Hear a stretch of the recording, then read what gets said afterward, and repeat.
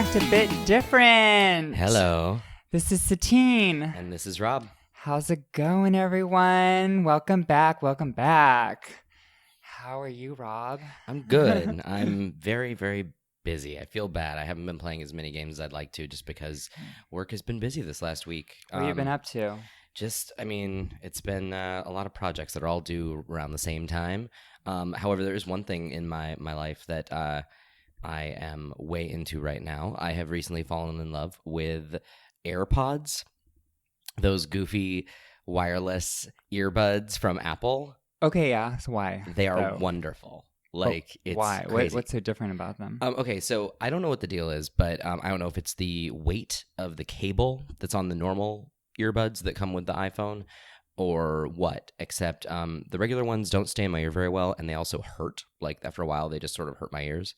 And the AirPods literally do not feel like there's anything in there. Like, they're just... Really? They just fit, and they stay. And I do the same thing that everybody does when you try them on for the first time, which is just like throw my head around rapid fire like See a if crazy they fall person. out or anything? Yeah, like, you know, because everybody just walks around whipping their head back and forth like a maniac. Of course. And they don't fall out. It's crazy. And if they did, the music just sort of stops because it knows that one fell out, and it's like, oh, we stopped the music for you. Oh, and that's then cool. Then you have a choice. You can either like double tap the other one to make everything resume, and it puts both channels into one ear. Or you can pop the other one back in if it fell out, and everything resumes on its own. It's kind of cool. See, I still have an iPhone 6 Plus, so I'm not that advanced. Well, but the AirPods would work on that. It's just a Bluetooth thing. Oh, I thought it was specific to iPhone 7. No. But they come with the iPhone? No. They're extra. You have to buy them. Oh. Then they're crazy expensive. They were a Christmas/birthday gift for me from Todd. Oh. But like... They're really cool, and I've synced them with my computer at this point, and my iPad, and my phone. That's cool. So it's kind of nice just having like a little, and also just if I need to sort of do a quick little like in the middle of something, just I need to listen to one thing on my computer really fast. I just pop one ear in, and like no one even really sees it. I listen to what I need to, and then I'm turning off and put them back in their little case. What are the earbuds that come with the iPhone 7 then? They're just The same regular old earbuds. Oh, but except they have a lightning bolt connector instead of the 3.5 millimeter one. I see. So it's a completely different company. No, it's still Apple. They're just wireless. Oh, okay. Yeah, Cool. anyway, they're really neat. I not to totally become that guy who's hawking, products at people, but I have to say, you should go if you're interested at all. You should go to an Apple store because even if they don't have them for sale, because when we ordered them, there was a 6-week delay to get them. But if you think you might be interested, go to the Apple store, and they usually have units available to demo, and they're really cool. Todd and I were both on the fence until we tried them out. Okay. I typically don't listen to music with earphones or earbuds or any of that. If I'm listening to music, it's usually in my room with the speaker on my phone or my Bose or whatever. But that's cool. Yeah, good to know. It's a fun little thing that kind of is making life that much better. Yeah. So an update on my car. Oh. There is no update. None? None. I took it in I took it in. Well, that's an update, so kind of. I mean. Yeah, and I have a rental, which is a brand new red GLA SUV Mercedes, which I am obsessed with it. It is gorgeous. And that's a good rental. Jesus. Well, they were going to put me in a new Jeep Grand Cherokee. And I used to drive a Jeep Grand Cherokee, so I was like, okay, I could deal with that. But then I remembered that they changed the body, and so it's now like driving a Suburban. Oh. Or an Escalade rather than like... And I was like, I told them, I said, I cannot drive this. I think I'll hit somebody. Well, and if you have to park on the street still... Yeah, and when you get a rental, you're supposed to have a car that basically mimics what you're driving. I mean, I can't go from a sedan to a freaking Escalade. It just doesn't make any sense. So they gave me the Mercedes, and I'm loving it. And on top of that, the Enterprise guy who rented me the car was so fucking cute. And I was just like falling into his eyes as he was talking to me. And I think he was falling into my eyes too, because the next day he called me up. Really? And asked me if I like my rental. But to me that means, hey, you want to go on a date? Yeah, you read between those lines. You make it happen. Yes, I read between the lines for sure. Well, it's funny actually. That feels like it's a little bit of a segue to the next thing, even because renting a car. I find that I always want to rent a car that I would like to drive. Yeah. But it seems like more often than not, whenever I rented a car that I would never drive ever. Because every year I used to go to the DICE Awards for work, and we always had to drive a ton of equipment and people. So we would always rent. What, they didn't fly you out first class? Oh, God, no. No, there was so much equipment anyway. We actually considered flying one year, and we were like, you know what?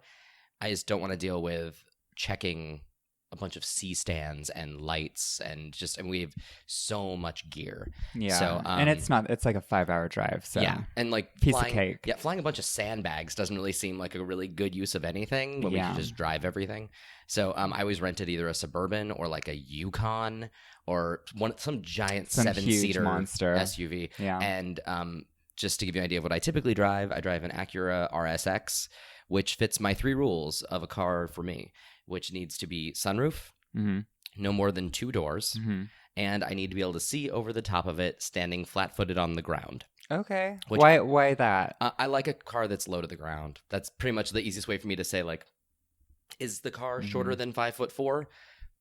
I'll consider it then, because I just like a car where, the closer you are to the ground, the faster it feels like you're going, and I like a zippy kind of thing. Yeah. I really love that, much to Todd's chagrin. I agree. Another thing I did was I went to the trans rally at the Black Cat, which is this bar which used to be like a meeting ground for huge rallies for social justice back in the day. And there's a whole history behind the Black Cat Lounge if anybody wants to look it up. I'll probably put some history up on our Twitter. I think it was just given historical landmark status, right? It has a plaque now. Somebody was talking about something like that, but it was kind of hard to hear. I came in later, so I didn't really get to hear the whole spiel on what was going on. But the bathroom bill is become a situation with trans people, as we all know in this country, and giving the power to the states is a really bad idea. And because, as we know, the world is bigoted, so that is a really bad thing that's happening to trans people right now. And once again, we are being segregated against. And so dealing with that. So we had a rally, and I got to see a lot of friends there, and we were all supporting it. It was pretty big. That's good. Yeah. So if you're out there and just, show your support and post a little cute thing that says you support trans rights, and that'd be nice. Yeah. That's the only political thing I want to say, but no, that's an important one, though. That me. is a big, it's a big, scary development recently. So yeah, it's definitely worth talking about. Yeah. So, I have a new dictionary.com word of the week. Ooh, and what is that? This one's scapegrace.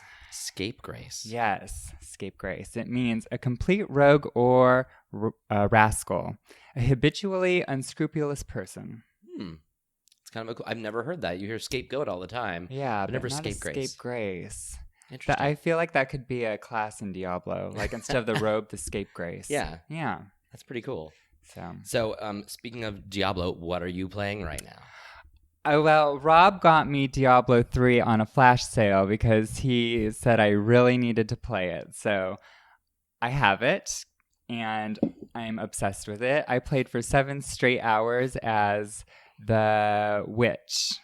Is it a witch class or a wizard class? Or the same thing? Sorceress. I think a sorceress class. I'm not sure. Like, I think I am a demon hunter, which the only way I can ever describe him is that he looks like a teenage screamo version of Lestat from Queen of the Damned, sort of. Like, he looks like he would be in a screamo band and there'd be stuff with his face at Hot Topic, like Alucard or something. Yeah, he's very emo, but also kind of hip, I guess. I think that's who I am, the demon hunter. Okay, that's cool. So what are your powers? Like, what do you do? He has oh god, it's been a while. Like, I have a thing where I can throw it out on the ground that like slows everybody in a radius as they pass through it, and also I have this sort of like total barrage of arrows that uses hatred to fuel it. So what a nice weapon, hatred. Right? Yeah, I have hatred arrows, and So yeah, it's yeah, I haven't played in a while though. So I'm glad that like once you get we need to compare our level numbers and sort of see where we're at so we can start doing the co-op together and just sort of, have a little bit of a go at that because I want to finish that one. Yeah, I added there's this add-on to my character, and they're the wings from Overwatch from that character. From Mercy? Mercy. Yeah, so you can add her wings to your character. So my sorceress has gorgeous wings that kind of span out. Oh, shit. Now I'm going to have to fire up Diablo and see what good stuff I can get from Overwatch in there. Right. I wonder what else they've added. Well, and Diablo's interesting because that game has been out for a couple of years now, and they've decided, I think, every year in January, they're going to support it with some sort of additional content. And what they did this last year, which I didn't get a chance to play it, was they recreated all of Diablo 1 in Diablo 3. Gotcha. Complete with like a retro filter for the imagery and stuff. Like they did the entire sort of first game's dungeon as like a freebie for the month. Then went away as like a free patch. Well, that's cool. Yeah. So... Well, yeah. It's kind of neat. So are you playing anything else aside from Diablo 3? I'm playing the Tom Clancy Ghost Recon Wildlands. The beta. Yeah, so I played about 5 hours of that with a bunch of kids who were loving on me, which was nice. But yeah, I liked it. It's very fast paced. It reminds me of, it's open world, so kind of like Grand Theft Auto, I guess you could say, or any of those games really, where you can take over a small army, you can build alliances, you can fly, you can drive vehicles, there's an assortment of weapons, you can change your character's look, and yeah, so I really like it, and this one's based around a whole drug cartel, so in Bolivia. I got a chance to play the game at E3 this last year. What'd you think? And I had a great time. At the time, it was a little rocky looking, like not everything looked really finished. But I mean, you're playing an early build of a game at E3. Yeah. But I got to play it with a couple of coworkers, with a Ubisoft staff member, sort of looking over our shoulders, sort of coaching us to not suck so hard. Yeah. And we just had a ton of fun. I don't know if I can really commit to the game when it comes out, just because I feel like you need a party, like a people to really team up and cooperate. I was really bad at aiming in that game too. Like, you have to be dead on, and fuck. If there's one thing I am bad at is accuracy. Like, I need a spread weapon. You need a shotgun. Yeah, totally. But yeah, it was fun when we played 83 though. It was great for that time. Yeah. Another thing that's really close to Grand Theft Auto is that if you make enough ruckus, like the military comes after you, kind of like the cops come after you, and then the Secret Service and everybody comes after you. So there were a lot of things that corresponded. Nice. So yeah, I liked it though. I recommend it. Excellent. It was smooth and pretty, and yeah. I need to make a point to play the demo or the beta before it goes away, so I can collect whatever free in-game items they throw at you when you play the actual game later, because thanks for playing the beta, have some free stuff. Yeah, totally. You gotta take advantage of all the betas just in case. Yeah, they might give you some freebies. You can hoard some good digital crap. Yeah, totally. Yeah, because like in For Honor, one of the coolest things was, as soon as I signed into my Uplay account, or Club Ubisoft, whatever it's called now, they were like, oh, hey, you can customize your in-game emblem and flag or whatever, your banner, with this from Watch Dogs 2 or Assassin's Creed Syndicate, or just all these different Ubisoft games I've played, like Steep. And I mean, because at this point, I think I've played every Ubisoft game in the last probably 5-6 years, with the exception of Rainbow Six Siege. Yeah. Like, I worked on a trailer for that game, and so I played some of it then, but obviously I didn't get to play it at release to build up my own personal Uplay account on that one. But yeah, it's like every single Far Cry game, every Assassin's Creed, I play all the Ubisoft stuff. So like the Division, like there's all sorts of like free little emblems for Honor. So I have to do Ghost Recon just so I can do that. Yeah. Oh, cool. I mean, heck yeah, you better collect everything you can, because why not? If it's free, it's free. Yeah. What have you been playing? I've been really bad, and then I've been just I've had long days at work, so I've been coming home, and then to relax, I've been playing Neo, which makes no sense because that game is very stressful. Yes, I was going to say that's quite the opposite of relaxation. Although the nice thing is it's cool to sort of just offer your sort of bat signal to help somebody, because then you can go into their game, help them out. If you fail, you fail. Yeah, it's no doesn't hurt you at all. It's no sweat off my sack. It's just sick. But like it is a great sort of chance to sort of get better and practice and hopefully guide some people to some things. Like it's really great when you go into somebody's game and they're running off in the direction towards the boss, and you see something that they should be collecting. And you're like, hey, go back and get this. And like you have gestures that you can do, and one of them is a whistle. And so like I'll stand in front of something and just whistle sometimes until they come over your way. Come back over. Yeah. But if they go to the boss, it instantly teleports you to the boss, which is nice because I want to say in like Dark Souls 2 and 3, if someone enters a boss room, it just says at the bottom like they have challenged the area boss, and it's up to you to haul ass to that boss and save them or help, you know. And so in Neo, it's nice that it just teleports you there.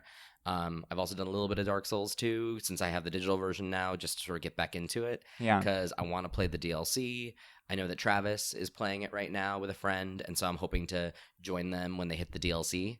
Oh, I need to get on that. Yeah, and the way I've been playing it is I've just been throwing down my summon sign and helping people. I've been pretty much farming for souls by helping people beat the last boss over and over and over, which has been kind of fun since I have a little experience with that. So it's been fun to join in with that. But yeah, just because time is not on my side this week, I've been playing 2 games on my phone that are kind of dumb. What? I've been playing Nico Atsume, which is the game where you are putting food and toys out in your front yard for neighborhood cats. Okay. And so the whole goal is just to get different cats in your yard. It's really strange. I can't really explain what's appealing about it, except I've been playing it for weeks at this point. Hey, I love pussy, so. And then another one is called Hidden Folks, which is like a cute, it looks like a hand-drawn style Where's Waldo kind of thing. And it's like a hidden picture kind of thing where you have to find certain things on this huge image that's moving a little bit. And then every time you tap on stuff, it does sound effects that are clearly just somebody doing it with their mouth. So like if you open up the menu, you hear like, burp, burp, burp, burp. Like it's all just someone going, burp, burp, burp. Like it's just noises. So weird. It's very cute and very charming. How did you find both of these games? Okay, so Nico Atsume, a lot of friends of mine played about probably 6 months ago, and I would see people look and I'm like, what is that? They're like, oh, it's my yard, I have some cats visiting right now. And I was like, that sounds so cute though, like the little Tamagotchi cats. Yeah, and then they'd tell me what the name of the game was, and because it was 2 Japanese words, of course I never fucking remembered what it was. And then I finally came across it later, and I was like, I need to download it now before I forget. So I did. And then Hidden Folks got written up by, like, I want to say Kotaku, Polygon, Destructoid. It got a lot of coverage in the last, like, 2 weeks. Okay. And that's how you found from the reviews? Yeah. So I figured and people were just talking about how charming it was. So I was like, you know what? Maybe I'll have to try it. I don't really like any mobile games, so maybe I'll like these. Well, my old phone was so small storage-wise. I had a 16 gig iPhone. So I didn't put any games on it because there was just no room. Yeah. And so I had a rule that all iOS games I could only play on my iPad. And so I didn't really play that many. But now that I have a phone with so much storage, because I made a point to get a bigger phone. You might as well fill it up. Right? So now I'm actually trying out games for a minute on my phone. And if I like them, often I'm deleting them from the phone and installing them on the iPad. Cool. So I have a more permanent or a bigger screen and all that. Yeah. It's a little more impressive. I've been playing Overwatch again. Yeah? Yeah, and the reason I was like, okay, I need to give it another chance is because it won Game of the Year at the DICE Awards. Yes, it did. And I was like, okay, if it's that impressive to the world, I need to really pay attention when I play it this time and just don't pass it off because I want to go back to playing Uncharted 4 multiplayer. Yeah. I need to give it a moment, take it in, and I'm actually really liking it. And I played it today for about 3 hours. What level are you at in Overwatch? I think like 9. No, okay. I'm on 10 now. Okay. Level 10. So it's, I'm very early on. Yeah, you're pretty, I'm still level 24. Mm-hmm. I'm not at 25 yet. And 25 is what you need to play competitive. Okay. Because whenever they do competitive seasons. I don't know if I'm, yeah, well, yeah.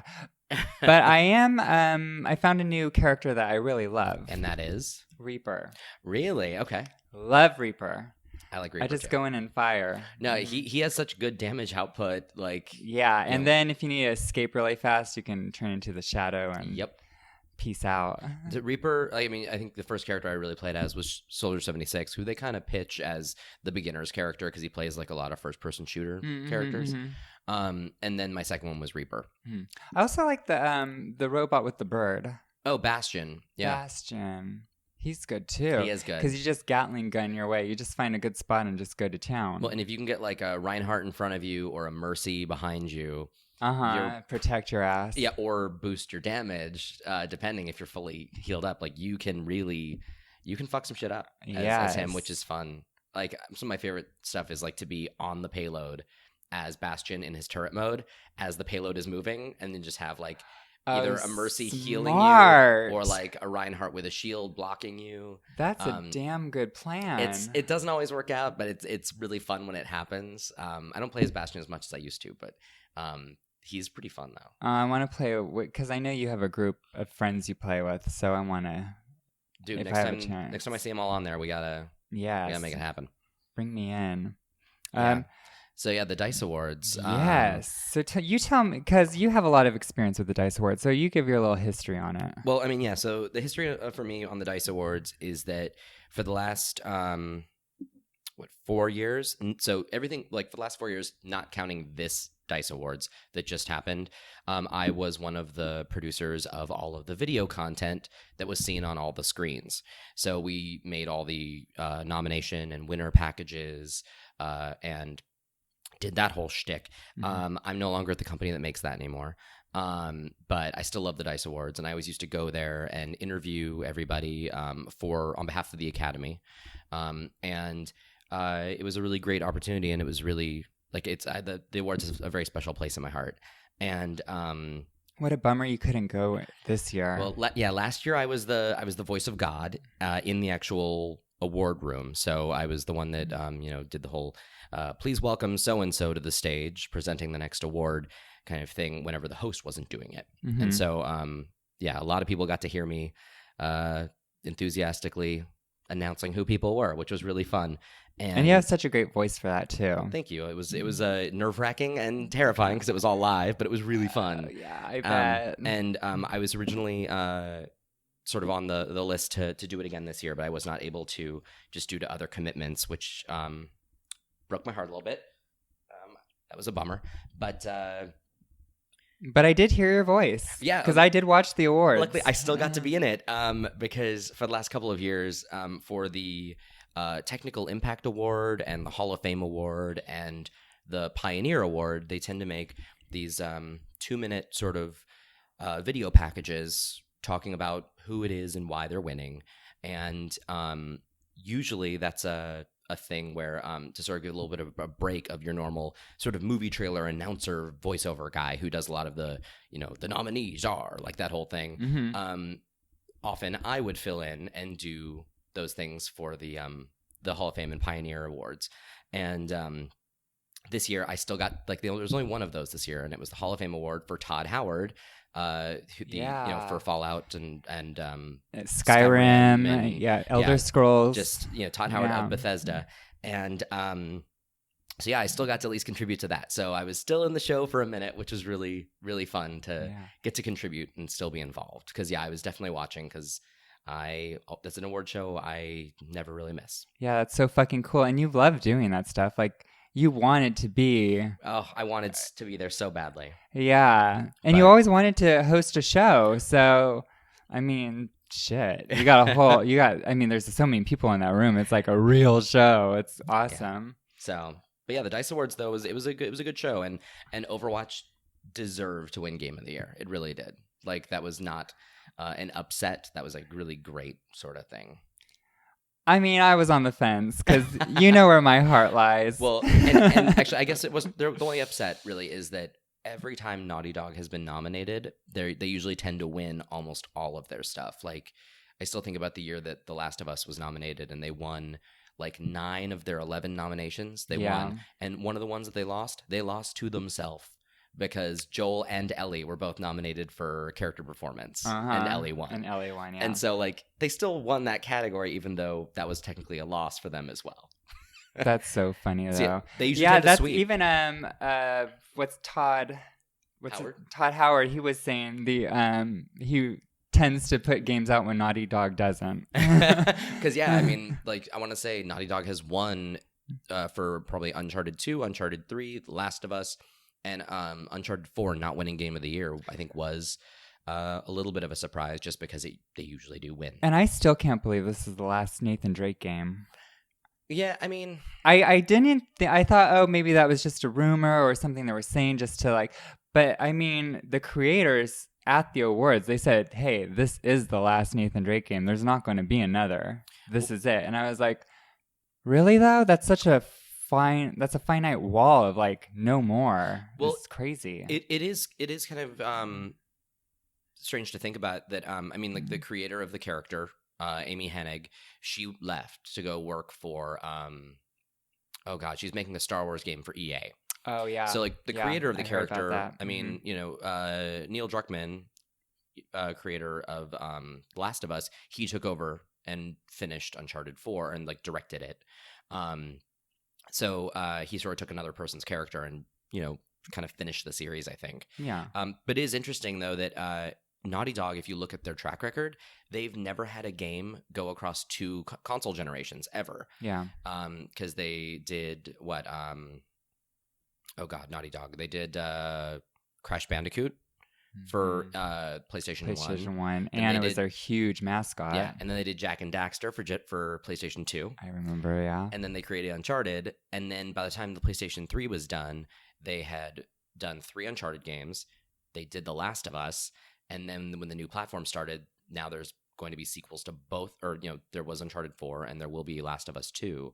And so... and then, of course, they're doing a new Chloe game. Yes. Yeah. Or I think it's just DLC, though, isn't it? Yeah, but it is a whole separate game, though, too. It'll be like a little mini campaign. Yeah. And so, yeah, I mean, it's interesting to see them span 2 console generations, because Naughty Dog typically tends to sort of reset when they go to the next gen. Yeah, but I can't live without the Uncharted. I just can't. I don't want to. It's like if you took Mass Effect away from me. It's just... I don't believe it. But anyhow, I'm going to go over the winners at the DICE Awards and the categories just really fast, like the major ones. So Game of the Year, Overwatch. Outstanding achievement in game direction was Inside, which you love. I love it.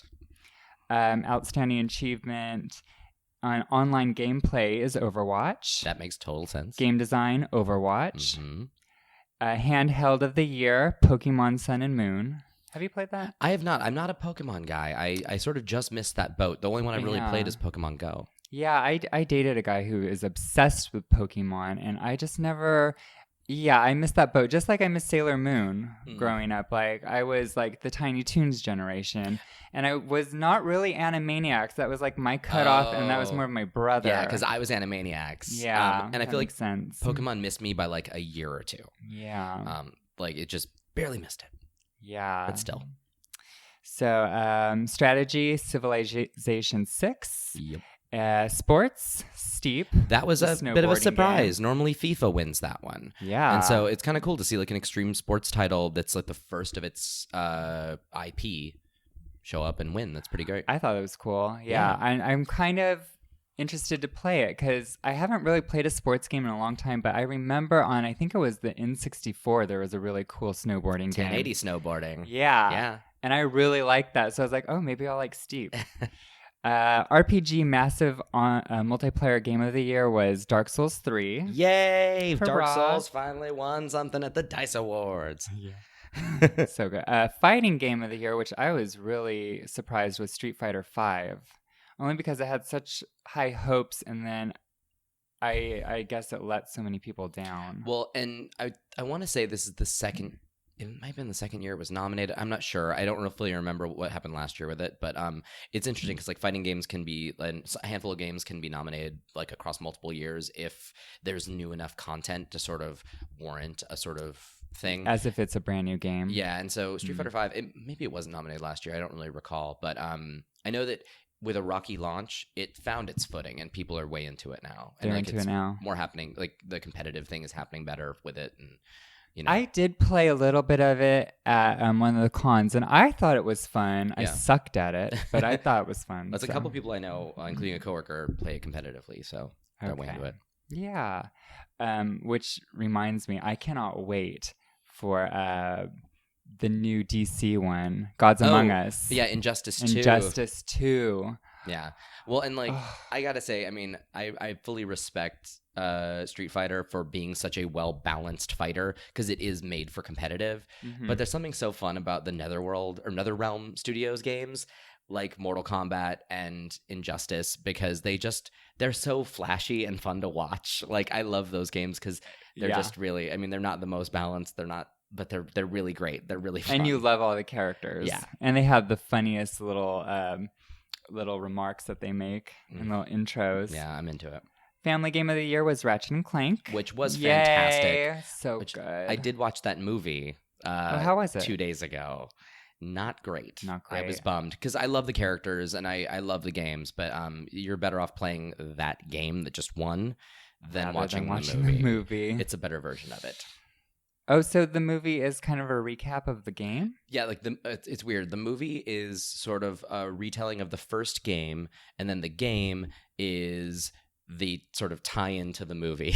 So it's the game based on the movie based on the game. I think that's what they did with the Tom Clancy one, the one that just came out. There's a movie that you can watch on Amazon. Oh, really? Yeah, it's like a half-hour movie, live action. The Division also had a live action sort of short film. Yeah, same thing. I guess it ties in the game and gets you familiarized with like what's happening in that world. Smart. Yeah. Technical achievement, Uncharted 4. Totally well deserved. Yes. That game did magic with the PlayStation 4 hardware. Achievement in story, Uncharted 4. All right. That one I think should have gone to Firewatch, but it's okay. Oh yeah, Firewatch, yeah. Sound design, Battlefield 1, which very satisfying sound effects in that one. DICE always wins that. Last year they won it for Battlefront. And music, Doom. Which seriously, it gets your adrenaline pumping. No one else need to like consider winning that thing. DICE or Doom had to win it. Yeah. I think I like Overwatch's music too. It's great. Yeah. But that Doom soundtrack though, it's so good. Yeah. Achievement in character. This was a surprise. Trico from The Last Guardian. Which the cat dog. Yep, cat dog bird thing. Yeah. Because seriously, like that. That's a character. That's a thing that usually goes to the big dramatic performance, and to give it to a non-speaking character that is completely AI is pretty cool. Like that was a really it was interesting to see Trico take that one. Yeah, and you know what? Trico has like a life of its own. I mean, that character is. It feels like it's a living character. Yeah, the character is alive by the time the game is done. Yeah, seriously. So it's like your pet. It is a well-deserved a win because that one was interesting. Animation, Uncharted 4. I'm just going to go through them really fast. Cool. The Spirit Award, Inside. Oh, the Sprite Award. Oh my God, sorry. The Sprite Award. Yes. What is the Sprite Award? The Sprite Award is usually, it's pretty much like the indie award. See, that's why I said Spirit. Yeah, because it's very independent. Yeah, so like it's usually more about the game that has sort of limited resources or a smaller team kind of standing up and kicking ass. Cool. Adventure game, Uncharted 4. Mm-hmm. Yes. Action game, Overwatch. Mobile game, Pokemon Go. And this was immersive reality was Eagle Flight. Yes. Well, and I think there was another. Is there another one in there? The super hot VR one. Oh yeah, that one VR. I skipped over that. Because those are the two new categories they added was immersive and VR. And VR. I didn't know any of the VR, so. Oh. Yeah. Well, it's like super hot. I've not played the VR game yet. Actually, I haven't even played the regular game of it. I bought the regular game, but there was Eagle Flight for VR, Super Hot, I Expect You to Die, The Lab, and Job Simulator. Yeah. Oh, I did play Job Simulator. That one's funny. And I Expect You to Die is really great because it has this sort of like 60s Bond kind of super spy element thing, which is great. And the lab is only for the Vive on the PC. But it uses the Aperture Laboratories layout kind of stuff that Portal made famous. It's so cool. Yeah. So yeah, that's a good DICE Awards. I do feel like Overwatch deserved all those wins. So it was nice to see someone give Uncharted a run for its money. But even then, they tied both with 4 wins. Yeah.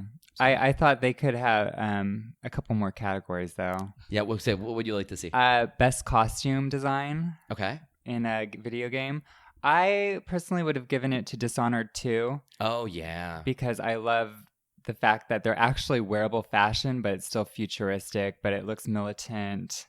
I'm curious. I didn't look at the nomination list that closely. Was Dishonored 2 nominated for anything? Nothing. Because like that game got a ton of nominations for Dishonored 1, and its art style is Stunning. Unparalleled. Like no other game looks like that. I don't remember it being nominated for anything. Wow. Yeah. So what else? Best gear, like weaponry. Okay. And I chose Doom because of the BFG and the chainsaw, you know, the old faithfuls. Yeah, like I feel like Doom, like, and the only thing that would give it a run for its money would be Ratchet and Clank.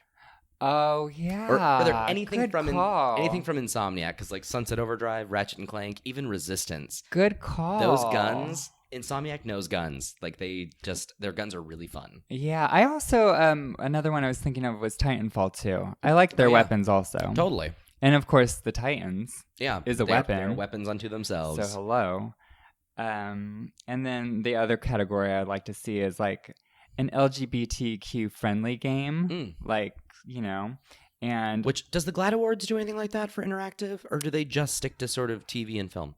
I don't think they have, but maybe they should. They definitely should. I mean, even just with spoiler alert for anyone who has not played the DLC for The Last of Us, even like the sort of revelation of Ellie, you know, like with her relationship with her friend. Yeah, I mean, so cute. Yeah, and even then, it's weird. I feel like that scene. I don't know if it's actually making Ellie really gay or if it's just because they're kids. Yes, just showing their relationship. Yes, like because that their doesn't mean anything as children and being close to each other. Yeah, and like, but that was God, seriously, like that that DLC. Even though you know how it ends, just if you played the main game, you know how it ends.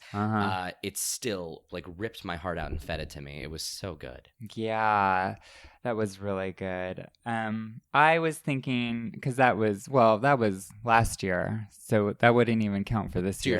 2 years ago. Yeah. I thought for this year Overwatch because of Tracer. Oh yeah. Yeah.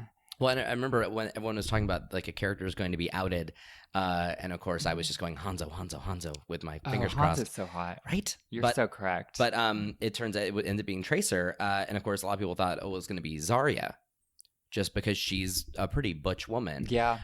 But yeah, we don't know much about Zarya at this point. Zarya is the Russian woman with the pink hair. Mm-hmm. Yep. But yeah, like for Tracer to be the one, and of course Twitter freaked out about the outing of a fictional character because Twitter is often a cesspool. Yeah, and I think the biggest complaint was that because we didn't really have a backstory on Tracer and so many people enjoyed her so much, they've already created their own identities in her. Mm-hmm. And so they saw themselves in her. And then when she came out as gay, it ruined everything. And I'm like, she's still the same character. Yeah, and she's their character to determine her backstory. Yeah, and that's a good life lesson for just anybody. Like, if somebody comes out in your family, it's still the same damn person. Yeah. Who the hell cares who they're dating? Yeah. She's still adorable and powerful, and if you're playing against her, infuriating. Yeah. Oh my gosh. And she has those rapid fire little pistols. I'm amazed how quickly she kills me. I'm always just like, God damn it. I swear today, like 3 times in a row is her, and I was just like, who is this character with the pistols? Because I haven't played it that much, so I'm still getting used to whose weapons who. Yeah. And I figured it out. I was like, fucking Tracer. Motherfucker. So, yeah.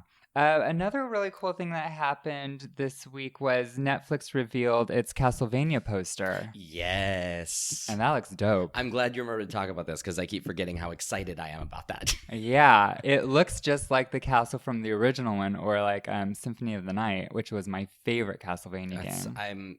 I hope it's good. I so hope it's good. Just because, so many video game movies and TV shows are not. Yeah. So I just hope that they don't go super into the video game enough to make it like a good show, but also make it pay off for the fans. I'm kind of confused at the direction that the story is supposed to go. I haven't read too much up on it, so like I'm a little I don't know dark. what character it's supposed to follow.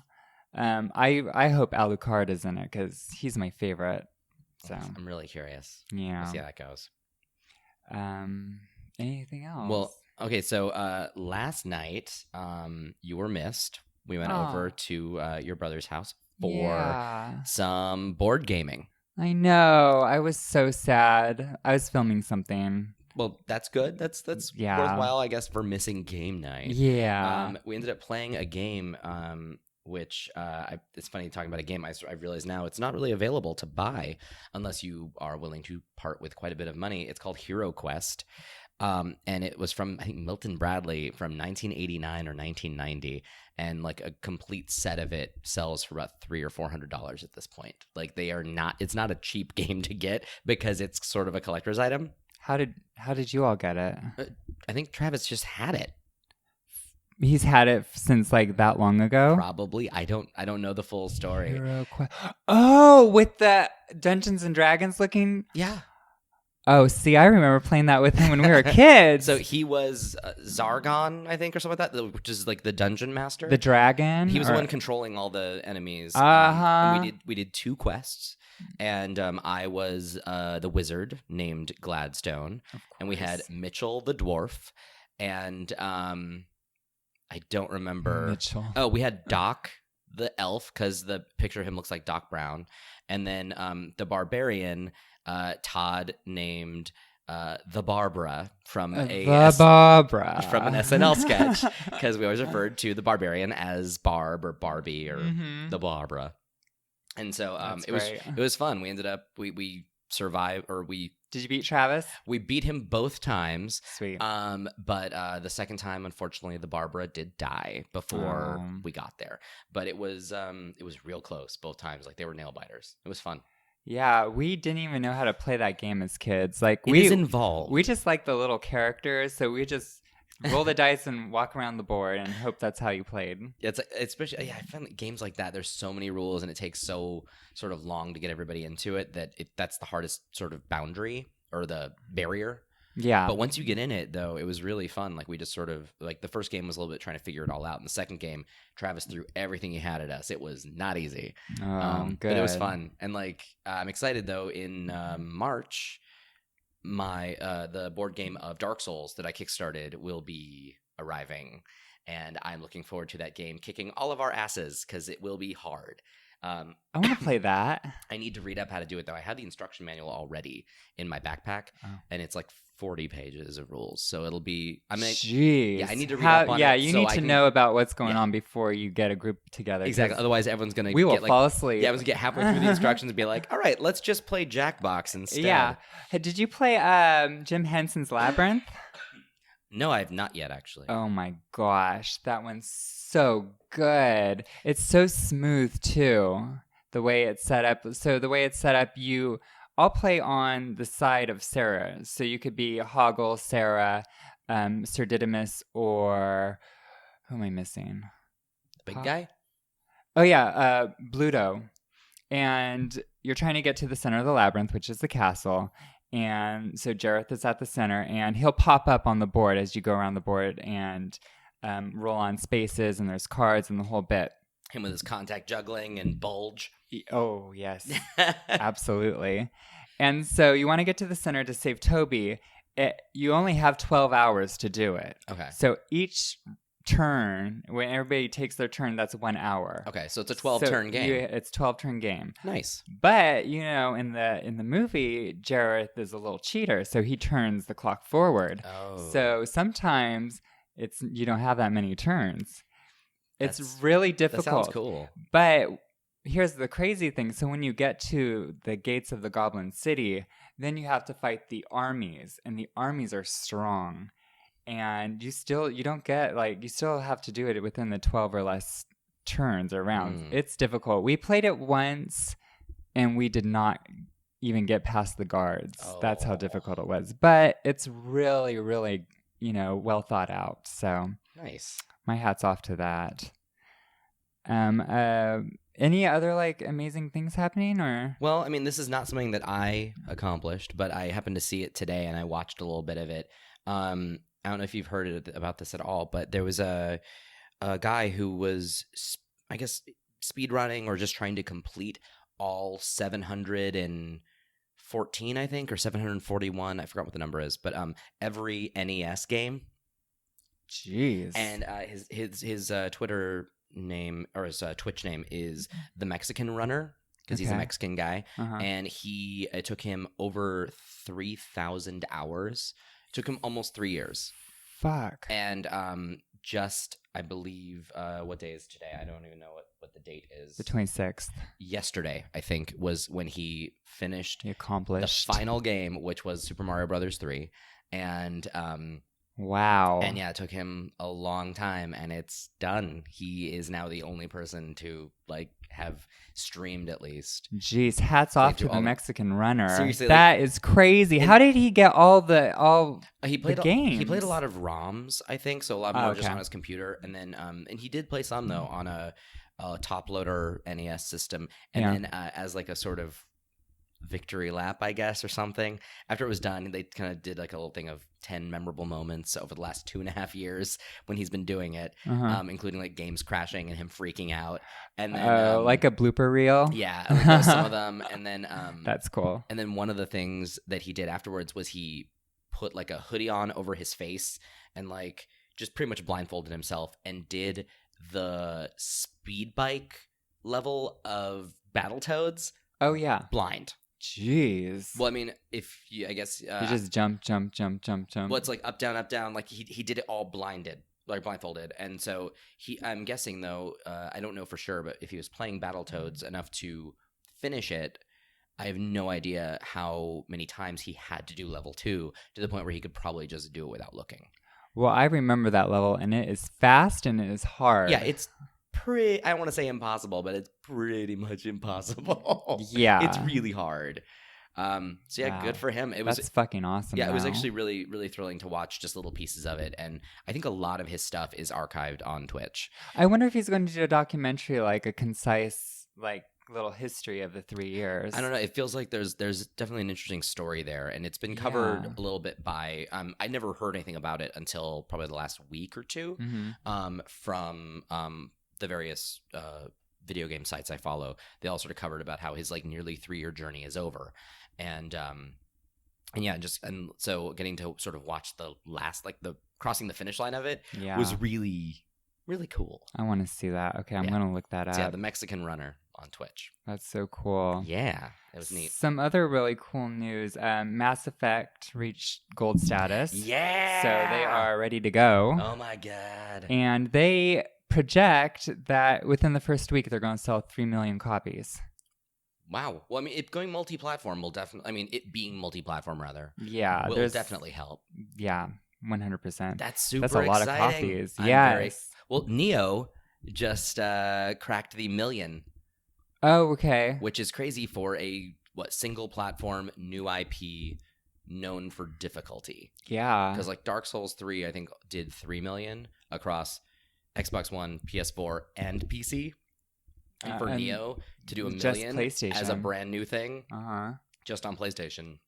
Wow. Pretty cool. That's very impressive. Good for them. Awesome. Yeah, and good for Mass Effect. Oh my God. I have a friend who actually worked on Andromeda. And I will have to send him a message and congratulate him on going gold. I'm sure that's a relief. Yes. I was reading an article and they said a lot of people are already taking vacations. I was like, good for them. Well deserved. I imagine they were in that the crunch time sort of thing where you pretty much just live at the office for a while. COTS. Because, you got to get that thing done and shipped. So, congratulations, team. Yeah. And then my last bit of news is in Las Vegas, their new esports arena is opening this Friday. What? They made an esports arena in Las Vegas? Yes. And it's to attract a millennial crowd because, Vegas is mostly for adult porn. So this is to kind of let the the tweens and up to like the mid-30s, give them something to do and, kind That's of smart. futz around. Have a new all ages type thing. Yeah, and so it's going to be about 200 seats in the main theater. So 200 people can watch, but then they're going to have a separate viewing room full of screens. So there's going to be, probably another 200 seats. Nice. So that's pretty dope. And then the first championship is coming up, and it's going to be the Halo World Championship, and it has a $50,000 prize. Nice. Yeah. Jeez. So I think it's great. I mean, Yeah. Vegas needs something like that too. And of course the DICE Awards are in Vegas. So I think it's good for them to pick up that kind of, that niche. Well, and yeah, like I've never really been into watching esports that much. Although at PSX this last year in December, a friend of mine was pretty much going because he loves PSX anyway, and he always goes. But he wanted to see the Capcom Cup, which is the competitive Street Fighter V finalists, or finals. And I had little to no interest, but I was there with him. We rode together, and I was like, "Sure, I'll stick around and see what the hubbub is." And so I met with an old work contact, and we had a bunch of beers. And so at this point, I'm pretty happy. And let me tell you, the finals of that event were fucking thrilling. And the nice thing was watching it with my friend who's way up on it. He sort of like leaned over and he would tell me, just strategy type stuff, keeping it like surface level but also detailed enough for me to get into it, because obviously I understand fighting games like, oh, that's your health bar and stuff, but I didn't realize that Street Fighter V had a lot of like you don't have to treat your health bar as like a countdown to death. You treat it more as a resource, because there are ways to sort of make it where you don't lose the full amount of health that you get hit by and stuff. It's kind of like there's a little bit of it's like a teetering. Yeah, there's a lot more like involved kind of stuff, just the way you manage your health in it. And even then, he gave me interesting backstories on a lot of the players, and that made them human and interesting to me because they had stories. Don't they have a queer character? They have a couple. Oh, Poison's in it. I don't know anything that much about the characters. Poison. Okay. Poison like is... Streets of Rage Poison? Yes. Poison is one of my favorite characters because she's transgender. And she's one of the first trans characters in video games. And she has a crazy history where when they brought her to the US, they made her in, I think it was the Sega Genesis version, a man with the name Poison, and then in the US version she was just a hooker, I guess. And they made her less sexualized. Okay. So I'm glad the Street Fighter V team brought her back and gave her the proper tribute that she deserves, because she's trans. She's still sexualized, of course, but I think all of the women in Street Fighter V are sexualized. Their boobs are all over the fucking map in that. But she's, a really cool character, and I've really liked her over the years because of, she represents my demographic and, my people. Well, and also like one of the things that she ended up being who I was rooting for during the Capcom Cup. Really? Did you know she was trans? No, not Poison the character, but like there was a competitor, Ricky Ortiz, whom is trans, and it was yes. Because I was, who you're talking about. Because I was surprised that, like, given that I'm, gaming, it's weird. It feels like it's either very supportive or very not supportive when you start looking into, kind of the Gamergate kind of, the temperature is either like ice cold or boiling hot on a lot of things in gaming. Yeah. And I was amazed that I'd never heard about this unbelievably kick-ass trans competitor for Street Fighter who is totally respected and everyone loves her. Yeah. Like no one talked about, and even then her career in competitive fighting games started pre-transition. And so even people who have been a fan have watched her change, and she's just been largely embraced, it feels. At least I didn't get any idea of any negativity while I was there. Yeah. And it's really like it was kind of inspiring and really wonderful to see. and also like she got knocked out kind of early, and she ended up coming back and I think getting second place, and it was so exciting. Like it was so cool. It was a really great thing to I see. did hear about that comeback, actually. Oh, that's so cool. I love it when a sister is doing it for herself. Right? She was kicking some ass. She was awesome. So, yeah, I think she's fascinating. Sweet. Well, so what's do you got a crush going on right now? Oh, God, I didn't even think about a crush this week. Oh, because I got one. Okay, you tell me and I have one. Well, all this Street Fighter talk made me remember all about Hot Ryu. Oh man, he was a GameStop exclusive skin, but he's Ryu with a beard. And, ooh, I haven't seen that. Oh, you should look him up because he's lovely. Yeah, Hot Ryu was a thing. We'll have to post him on Twitter. Oh yeah, I will post him on Twitter and on the Instagram. Yes. But yeah, Hot Ryu. And I would. Ooh, no, I don't have one. Bad. Hey, shame on me. I went a week without one. It's okay. It happens. Shame on me. I mean, my character that I created in the Tom Clancy Ghost Recon, she's pretty fucking hot. Of course, she's supposed to look like me, so I hope she's hot. But yeah, I feel like this coming week is going to be really exciting. Because by the time this is out, Horizon Zero Dawn will be available. And I imagine you will be playing it by the time this is out. Yes, 100. And then Friday is the release of the Nintendo Switch. And you're going to be all over that. Oh, yeah. So we're going to have lots of news next week. Seriously. And also later tonight, I'm going to go see Get Out, which I was hoping to see before this because I wanted to talk about it. But Todd and I made a point to make a plan to see it this weekend before anyone could really ruin it for us because we've just heard such amazing things, and at this point it is... So it has good feedback. Right now it has 100% on Rotten Tomatoes, and there are 136 critic reviews, and all of them are positive. Okay, then it's a go. Yeah, I'm very excited about it, and right now I feel rude. I've been looking at my phone throughout this entire recording. You're trying to find out what time to see the movie, aren't you? No, the Oscars are happening right now. Oh, yeah. And so I've been watching the Oscar wins come in, because I was kind of curious, what's happening. Anybody in particular that sounds good so far? The coolest thing that's happened is that Mahershala Ali won Best Supporting Actor for Moonlight. Oh, nice. Good. And one of the more upsetting things is that Suicide Squad now has an Academy Award, and so many movies for do the not. Makeup, huh? For makeup, which is fine, but it's weird to think of Suicide Squad as an Academy Award-winning movie. Yeah, I met the makeup team a couple weeks ago at this Mac Cosmetics event with Makeup Magazine because I'm a makeup artist, so I do a lot out of things like that. And yeah, so I really wanted the makeup artist from The Dressmaker to win because I love the way they look in that film. Kate Winslet looks so beautiful in it, but yeah, the special effects are good too. And Zootopia took Best Animated Feature. I was hoping for Kubo, but Zootopia was great. Okay, yeah, I didn't see Kubo. Oh, it's so good. I love anything that Laika, that studio makes. Yeah.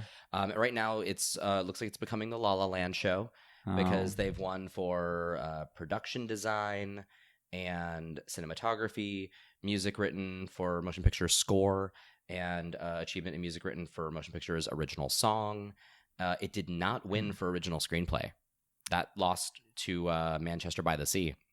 Well, here's the thing. I saw La La Land and I liked it. It is not an amazing movie. In my opinion, it's not as epic as all the critics say it is. It's good. It's a good movie. Yeah. I wouldn't say it's a bad movie at any point, but it's not great. Well, I left the theater feeling, like I enjoyed it. Yeah. I don't think it deserves to sort of tie a record holder for the most Academy Award nominations. Yeah. And I would love to see something else win Best Picture this year. I would love to see, Moonlight would be amazing to win Best Picture. So cool. It'd also be really great to see even Arrival, kind of just a genre picture. Sci-fi would be cool to win. To have a genre picture take it would be great because Todd and I have talked about this. La La Land, as good as it was and as much as we did like it, a lot of people are making it sound like we haven't had a musical worth a damn in the last decade, and that's totally wrong. We've had a ton. Musicals are not quite as rare as we all tend to want to make them to be, to make them that special. Which, yeah, I liked it. But yeah, and I'm a huge musical buff. I mean, every day I listen to musicals, and it was good. Yeah. And it was fun. And the only La La Land song I have in my playlist is the Stars, or the City of Stars one. That's the only one, because I was like, oh, the other ones are okay. Well, and there's a podcast I listen to called Song Exploder that takes a usually popular music song and disassembles it and talks about the process in which they used to make it. And they did a couple of them for award nominated sort of stuff, where they examined how the score of Arrival was made, which was fascinating, because it's a huge amount of technical wizardry that went into that. They did the audition song from La La Land. I did like that which one. Which is the one. That was really good. I think it's the one song that was performed live as they shot it. It was really interesting hearing how that was built, or how that was made. And then they also covered Moonlight, which I had no idea the approach that they did to the score for that. It's really cool. They used sort of the chopped and screwed remix technique to evolve the music throughout the movie. It's really great to hear the composer give a little behind the curtain on that one, because I didn't think about the music in that way. And when you think about how thoughtful it was, it's really pretty cool. It's amazing, the stories behind the stories. Yeah. And so, I've been watching, like, Moonlight just won adapted screenplay, which is great. Oh, sweet. But yeah, I was hoping we'd have like a best picture winner by the end of this recording, but it's not happening. I mean, they're supposed to go till 9, which means they'll go till 9:30. That's usually how it goes. So yeah. So about an hour left. Yeah. Anywho, well, that's I think that's all I got right now. Yeah, well, thank you so much for tuning in. You can follow me at Cetine the Dream on Twitter and on Instagram. You can follow me on Twitch and watch me play some games at Cetine, my first name. And you can find me on Twitter at Fast Danger, and you can find me on Instagram and Twitch at Mr. Gladstone, where Mr. is spelled out. And you can find the cast at BitDiff Podcast on Twitter, Facebook, and Instagram. That's BITDIFFPODCAST. And you can email us at bitdiffpodcast@gmail.com. And so far we're sticking to it. We got new episodes every Wednesday. So please rate and comment in iTunes, and also now on Google Play. Yes, we're on Google Play. I'm glad you remembered. I gotta put that on there. Tell a friend. Recommend us if you think they would enjoy hearing our perspective on things. So and if you have any or any questions that you would like us to bring up, or any games you would like us to talk about, or people you might want us to see us talk to on the cast. Because, it looks like guest stars are probably coming soon. Yeah, I would say soon. So, if there's anyone that you think we should be talking to, or also, any games that we're not talking about that you think we need to know about. Yeah. Because I try to keep my finger on the pulse, but... Rob's like the wizard of gaming. But there's all sorts of shit that just sort of comes out and I never play, like that cat collecting game. It took me months. Right. Yeah. But now look at me. I'm a regular cat lady. And I'm now a Nidhogg fan. Right? So. All right. Well, thank you so much. And thank chowsies. Bye.